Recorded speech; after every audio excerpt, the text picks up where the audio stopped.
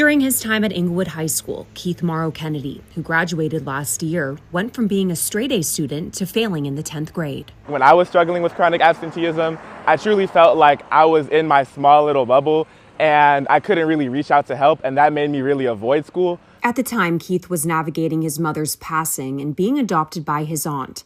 He says on top of that, there was another challenge. Coming back from the pandemic, it was like a 1.5 year gap of just no instruction. It was hard for me to experience those emotions and still be that straight-A student that I formerly once was. Keith eventually found support through Brotherhood Crusade, a South LA nonprofit that helps students stay in school and later find employment.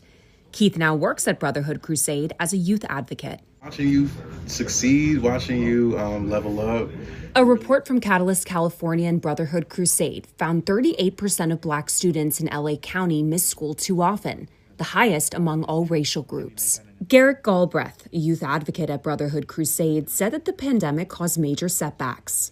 During COVID, particularly, chronic absenteeism became a thing because you had people trying to balance work and COVID and getting COVID themselves and dealing with all of that. And unfortunately, young Black children and Latino children are usually left behind. Calif, California's research showed many communities of color are still facing economic insecurity and barriers to housing post-pandemic. The recent wildfires in Altadena and Pacific Palisades has only added to this.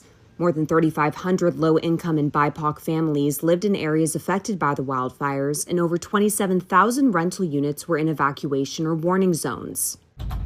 Jesse Saucedo, Senior Strategic Initiatives Analysis at Calif, California, says systemic issues continue to drive absenteeism. If children are, fearing that they'll lose their housing, right, it's going to impact their mental health, right? And so essentially it's going to prevent them from being able to focus on their studies and ultimately prevent them from, attaining that academic achievement.